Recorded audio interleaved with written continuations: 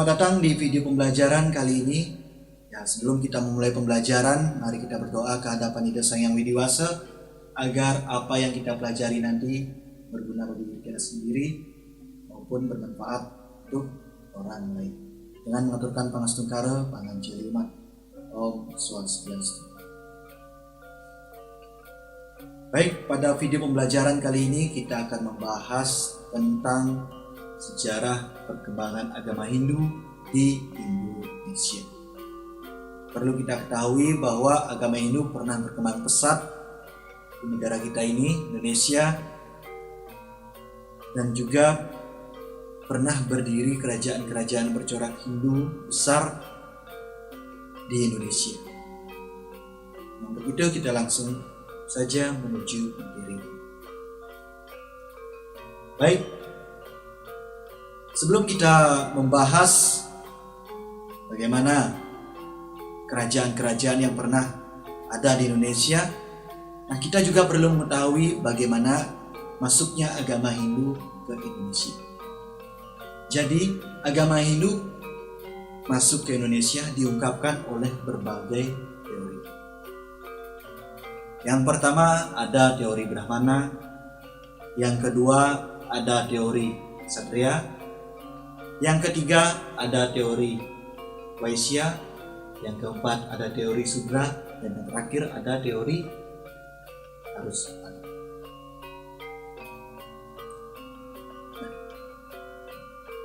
Bagaimana penjelasan kelima teori ini? Yang pertama, teori Brahmana. Teori Brahmana diungkapkan oleh C.C. Fadil. Beliau mengungkapkan bahwa agama Hindu masuk ke Indonesia dibawa oleh kaum Brahmana. Jadi orang Indonesia pernah mengundang Brahmana dari India untuk datang ke Indonesia untuk melakukan upacara.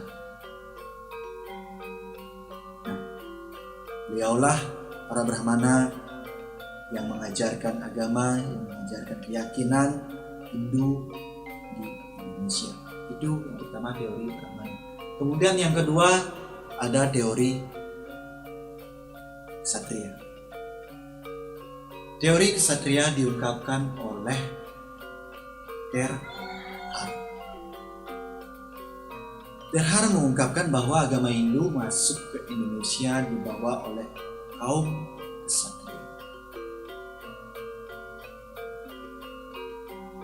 Kenapa bisa? Ya, para prajurit yang kalah di medan pertempuran di India, mereka kabur meninggalkan India dan menyebar ke beberapa wilayah termasuk ke Indonesia. Itulah penjelasan dari teori Ksatria. Kemudian yang ketiga ada teori Waisya. Teori Waisya ini diungkapkan oleh Njike. Teori ini mengatakan bahwa agama Hindu masuk ke Indonesia dibawa oleh kaum pedagang.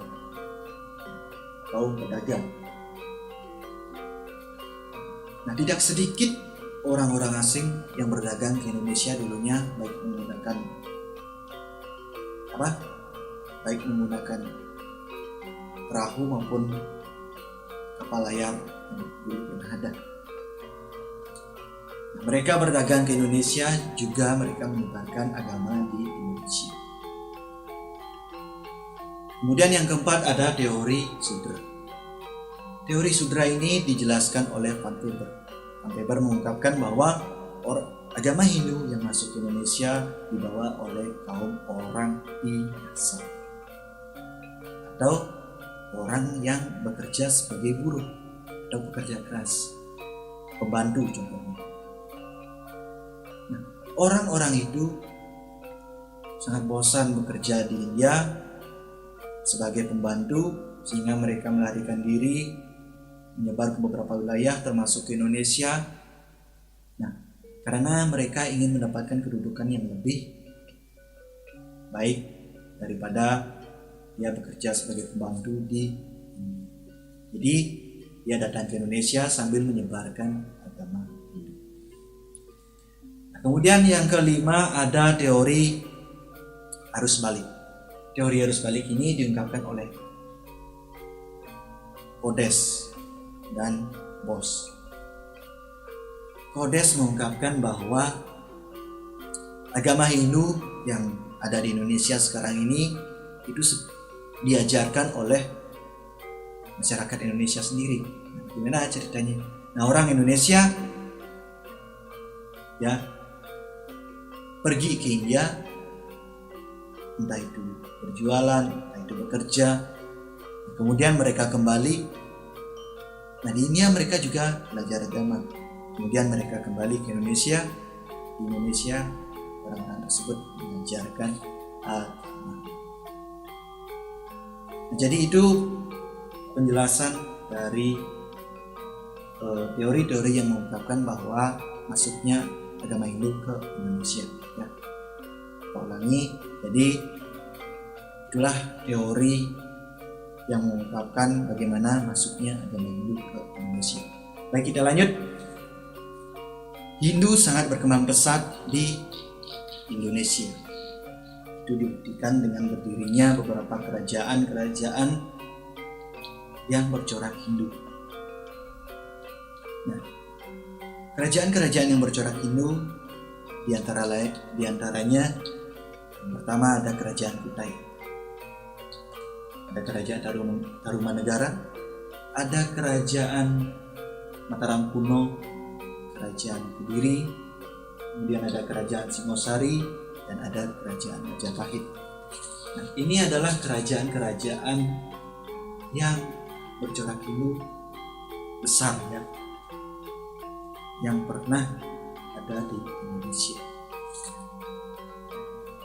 Baik, kita ke yang pertama, itu ada Kerajaan Kutai. Kerajaan Kutai ini terletak di Muara Kamang, Kalimantan Timur. Kerajaan ini berdiri pada abad ke-4 Masehi. 4 Masehi ya. Nah, kerajaan ini didirikan oleh Kudunga ya. Beliau melantik juga seorang raja yang bernama Aswawarman, di mana Aswawarman itu adalah anak dari Kudunga. Nah, pada masa kepemerintahan Aswawarman inilah kerajaan Kutai berkembang sangat-sangat besar, mengalahkan kerajaan-kerajaan yang lainnya, sehingga luas wilayah dari kerajaan itu semakin bertambah. Beliau Aswawarman sangatlah hebat pada masa itu. Beliau juga pernah mengadakan upacara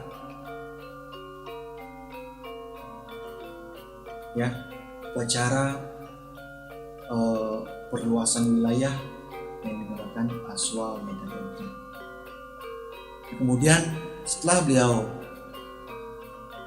berhenti menjadi raja, beliau digantikan oleh anaknya yang bernama Bulawarman. Pada masa pemerintahan Bulawarman inilah terjadi upacara yang sangat besar, di mana 20.000 ekor sapi dipersembahkan kepada para brahmana. Nah, 20.000 ekor sapi itu diikat di sebuah tiang tertulis yang bernama Yupa. Dan sampai sekarang Yupa ini masih ada di Museum Kalimantan Timur. Yupa adalah sebuah prasasti yang bertuliskan huruf Palawa dan berbahasa Sanskerta. Kalian bisa lihat gambar ini ya. Ini adalah Yupa. Nah, itu kerajaan Kutai. Nah, kemudian yang kedua ada Kerajaan Tarumanegara. Kerajaan ini terletak di dekat Sungai Citarum, Bogor, Jawa Barat. Nah, nama Tarumanegara ini diambil dari nama Sungai Citarum. Tarum itu nama sungai, negara adalah sebuah wilayah. Maka dari itu disebutlah Kerajaan Tarumanegara. Kerajaan ini didirikan pada abad ke-5 Masehi. Raja yang terkenal di Kerajaan Tarumanegara ini adalah beliau Purnawarman. Purnawarman adalah raja yang sangat bijaksana, raja yang sangat gagah dan perkasa. Beliau juga penganut Wisnu. Itu dibuktikan dari prasasti yang ditemukan di Sungai Ciarudin, prasasti Ciarudin. Sana juga ada telapak kaki dari Raja Purnawarman yang diyakini sebagai titisan Dewa Wisnu. Bukti peninggalannya tadi prasasti Ciarudin, prasasti Kebun Kopi, ada prasasti Jambu, prasasti Tugu, dan prasasti Sekawi. Nah, kemudian yang ketiga ada Kerajaan Mataram kuno. Kerajaan ini didirikan pada abad ke-8 Masehi, terletak di pedalaman Jawa Tengah. Raja yang terkenal di sana yaitu Raja Sanjaya. Kemudian ada beberapa peninggalan kerajaan-kerajaan yang masih sampai sekarang ini berdiri kokoh dan bahkan menjadi objek wisata di beberapa tempat seperti Candi Gedong Songo, Candi Prambanan, dan Komplek Candi Dieng. Nah, ini adalah candi yang masih berdiri kokoh hingga sampai sekarang, dan ya seperti yang saya bilang tadi, ini menjadi objek wisata. Nah, kemudian selanjutnya ada Kerajaan Kediri. Kerajaan Kediri ini didirikan pada tahun 1042 Masehi. Kerajaan ini pernah dipimpin oleh seorang raja yang sangat gagah perkasa yang bernama Prabu Erlangga. Erlangga. Nah, pada masa pemerintahan Erlangga ini sangat banyak sekali muncul karya-karya sastra, kitab-kitab suci ataupun lontar ya, sangat banyak muncul di pemerintahan Erlangga di Kerajaan Kediri ini. Nah, ada beberapa peninggalan Kerajaan Kediri ini. Yang pertama ada Candi Kodowongso, Candi Mirigamar, ya.